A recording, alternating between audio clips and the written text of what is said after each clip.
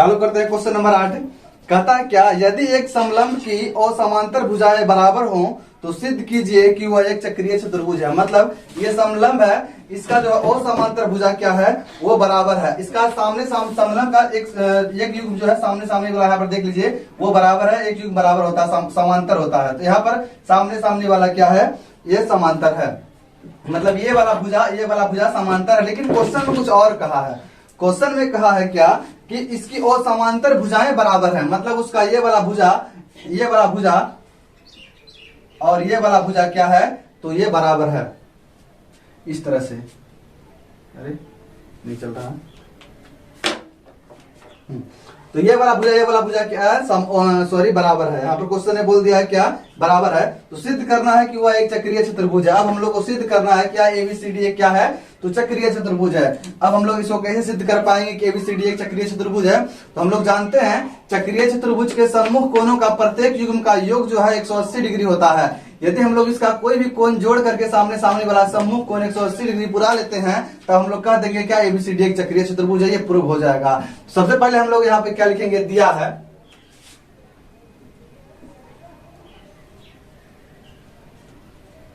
है क्या दिया है, एबीसीडी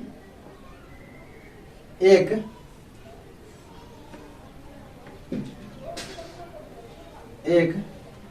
समलंब है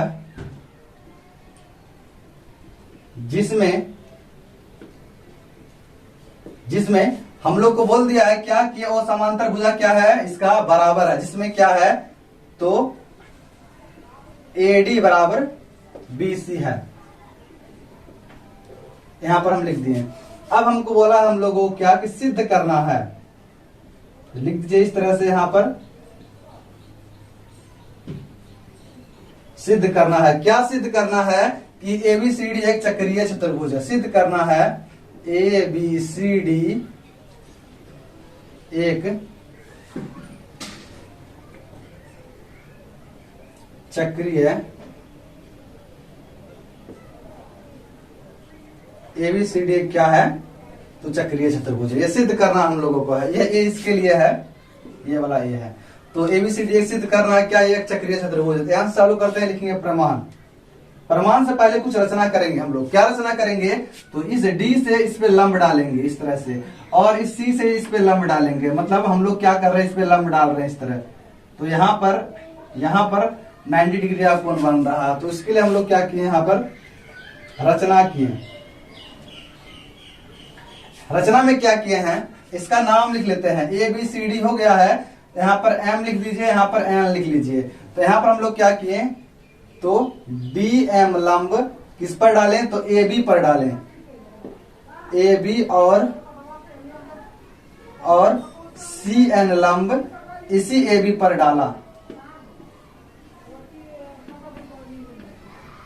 तो इस पे डाल लिए हम लोग। अब यहाँ पे लिखेंगे क्या, प्रमाण। इसको बना रहे हैं। अब देखिए, जब इस पे आप लोग लंब डाल दिए तो आप जानते हैं लंब का मतलब 90 डिग्री, यहाँ पे 90 डिग्री का कोण बन गया। यहाँ पर ये 90 डिग्री है, इसके सामने वाला क्या हो गया, कर्ण हो गया। ये 90 डिग्री इसके सामने वाला कर्ण, ये 90 डिग्री के सामने वाला कर्ण। दोनों त्रिभुज में आएंगे इसमें तो कुछ बात है इसमें क्या, ये दोनों त्रिभुज में क्या है कि ये BC और ये AD दोनों बराबर है। और ये वाला भुजा, ये वाला कोण और ये वाला कोण ये भी क्या है आप लोगों का बराबर है, 90 डिग्री है। ठीक है, तो हम लोग यहाँ पे RHS यहाँ पे साबित करने जा रहे हैं। और एक बात, ये वाला भुजा भी हम लोग का क्या हो जाएगा, बराबर हो जाएगा। ये भुजा की बराबर हो जाएगा सामने सामने। कैसे बराबर हो जाएगा, तो समांतर है, ये समांतर रेखा के बीच की दूरी है। समांतर रेखा के बीच की दूरी हमेशा बराबर होती है। दोनों त्रिभुज में आएंगे, लिखेंगे त्रिभुज ए, समकोण त्रिभुज लिखिए ना,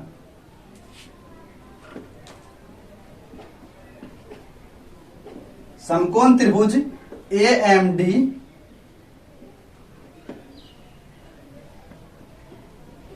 और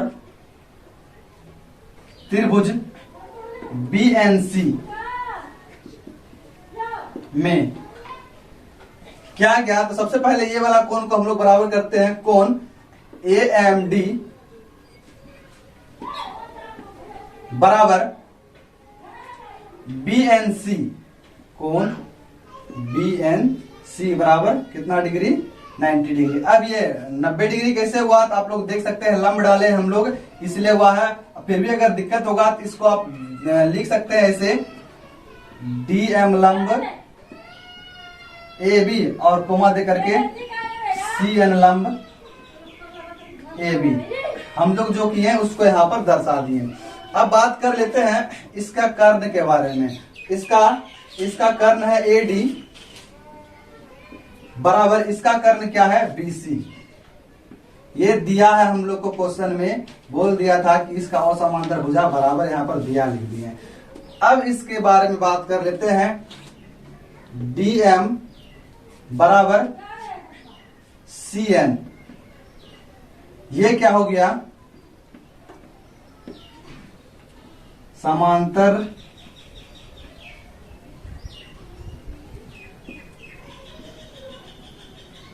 भुजाओं के बीच की, समांतर भुजाओं के बीच की दूरी।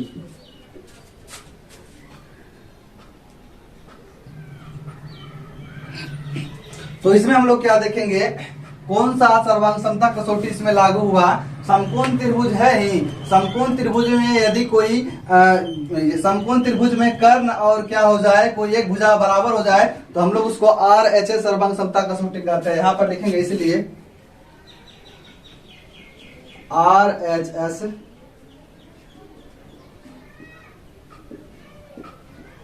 सर्वांग समता कसौटी से क्या हो गया, सर्वांग समता कसौटी से त्रिभुज, कौन त्रिभुज, तो दोनों त्रिभुज का जो नाम लिखे थे, एक त्रिभुज है, एक त्रिभुज ये, त्रिभुज ए एम डी बड़ा सर्वांगसम हो गया त्रिभुज बी एन सी। तो दोनों त्रिभुज क्या हो गया, सर्वांगसम हो गया। और सर्वांगसम त्रिभुज के संगत भाग बराबर होते हैं, ये हम लोग अच्छा से जान चुके हैं। इसका मतलब कि यहाँ पर जो कोण बना हुआ है और इस त्रिभुज का ये वाला कोण, दोनों का दोनों क्या हो जाएगा, यहाँ पर बराबर हो जाएगा। लिखेंगे इसलिए कोण, इस कोण का नाम लिख लेते हैं, इसका कोण एम ए डी,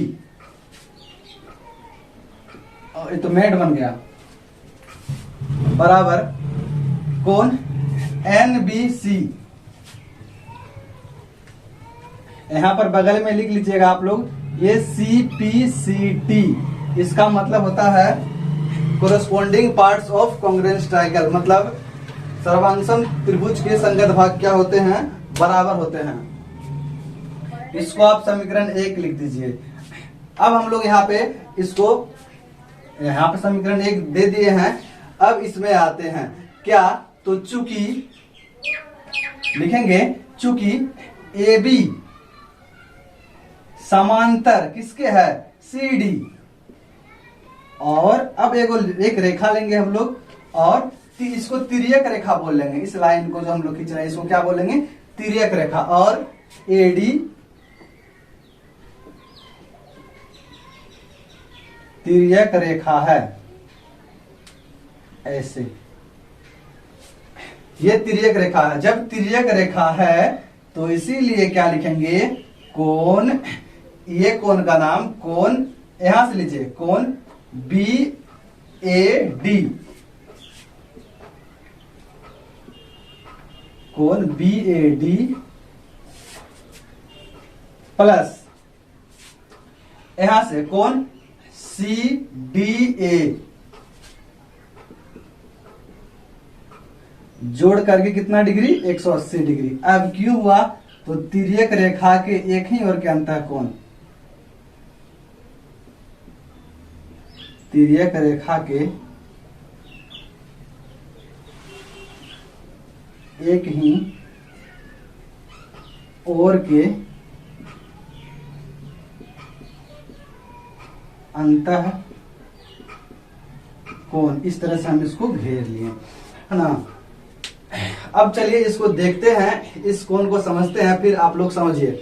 पहले आप लोगों को बोला यहाँ पर कोण सी डी ए, यहाँ पर है कोण सी डी ए, उसके बाद कोण बी ए डी। एक बात बताइए, इस कोण बी ओ डी को तो हम एक नाम दे के रखे हैं पहले, यहां से एम ए डी, यहाँ पर देखिए एम ए डी लिख के रखे हैं। इसको आप एक लाइन बढ़ा सकते हैं इसमें, यहाँ पे या लिख करके, या लिख के क्या बढ़ा सकते हैं, तो एम ए डी, ये जो एम ए डी जो जिसको बोले इसका एक नाम और लिख सकते हैं, कोण बी ए डी, कोण मेड बन जाएगा बेड, कोण बी ए डी बराबर हो गया किसके, तो कोण एन बी सी। तो देखिए यहां पर N B C, N B C को आप क्या बोल सकते हैं, तो ए बी सी बोल सकते हैं, कोण ए बी सी। इसको समीकरण एक आप लिख दीजिए, ठीक है। अब यहां पर लिखेंगे ये इसको, या फिर यहां पर आते हैं इसमें बी ए डी जो लिखे हुए हैं, बी ए डी यहां पर, उसके बाद क्या लिखे हुए हैं, C D A, C D A, C D A लिखे हुए हैं। पहले आप देखिए यहां पर बेड है, यहाँ पर बेड है, दोनों सेम सेम है ना।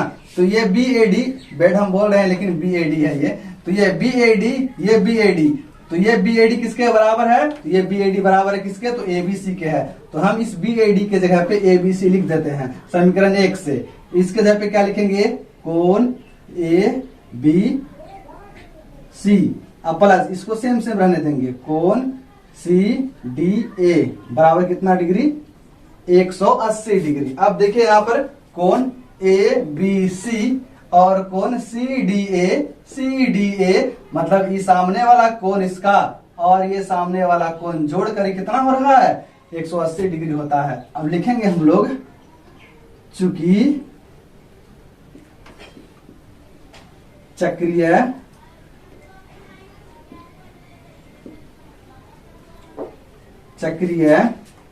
चतुर्भुज के सम्मुख कोण के युग्म का योग कितना होता है, 180 डिग्री होता है। हम ये जानते हैं कि चक्रीय चतुर्भुज के सम्मुख कोण के युग्म का योग कितना होता है, 180 डिग्री होता है। आप लोग देख सकते हैं कि यहाँ से ए बी सी और कोण सी डी ए ये सम्मुख कोण है और इसको जोड़ करके भी 180 डिग्री हो रहा है। इसीलिए अतः ए बी सी डी एक चक्रीय चतुर्भुज है। अतः ए बी सी डी एक चक्रीय, नीचे लिख देते हैं,